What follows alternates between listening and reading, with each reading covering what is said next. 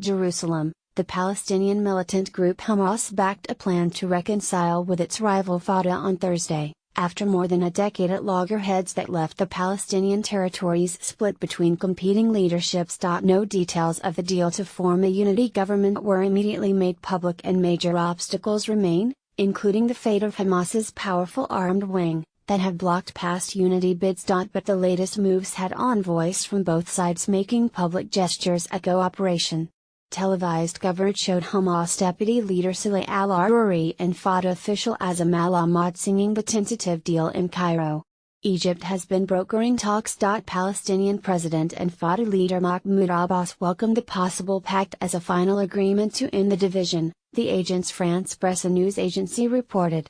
The two sides are expected to give a joint news conference in Cairo later Thursday. The two factions fought gun battles on the streets of Gaza in 2007, after Fatah refused to cede control when Hamas won Palestinian elections. Since then Hamas has run Gaza, while Fatah has administered parts of the Israeli-occupied West Bank through the Palestinian Authority. There have been several abortive attempts at unity over the past 10 years to end the rifts, most recently in 2014 when the two sides agreed to form a unity government.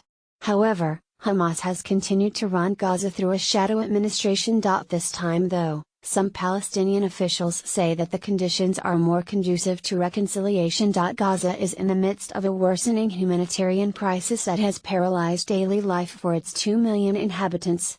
Since Hamas took control, Israel has imposed restrictive controls on trade and movement, citing security concerns. The stranglehold worsened this summer as the Palestinian Authority asked Israel to cut its electricity supply to Gaza, leaving inhabitants with just a few hours of power a day. It also slashed the salaries it pays to government employees.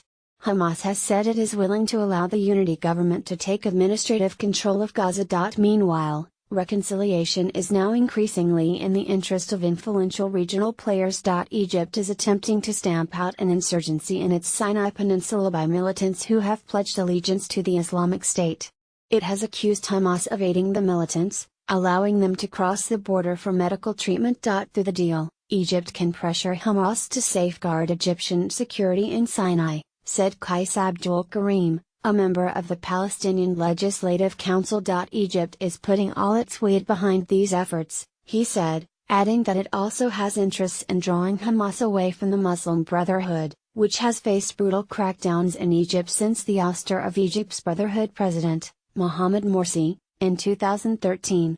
The United Arab Emirates, Saudi Arabia and Bahrain are working in partnership with Egypt to squeeze the Brotherhood and curb influence of their regional rivals Qatar and Turkey in Gaza, he said. Meanwhile, Israel appears to have softened its stance as the humanitarian crisis in Gaza raises concerns over security.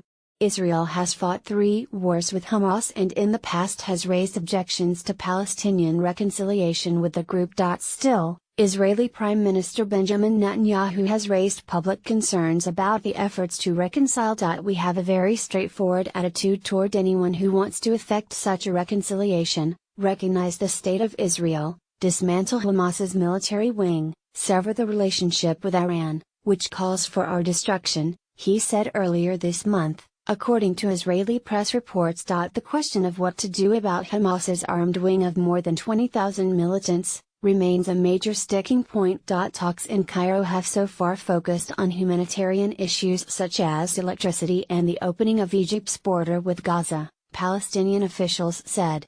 While Hamas may be willing to cede administrative control of Gaza, they have given no indication that they would be willing to give up control of security. Analysts say the U.S. administration is also more interested in unity, which it sees as a necessary step to bring about peace talks between Israelis and Palestinians.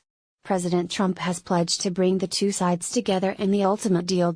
In a visit surrounded by much fanfare, Palestinian Prime Minister Rami Hamdallah made a rare visit to Gaza earlier this month, after Hamas asked the unity government to take control and dissolved its governing administration. The U.S. Middle East envoy, Jason Greenblatt, said the United States was watching developments closely but stressed that any Palestinian government must unambiguously and explicitly commit to nonviolence, recognition of the State of Israel, acceptance of previous agreement and obligations between the parties, and peaceful negotiations.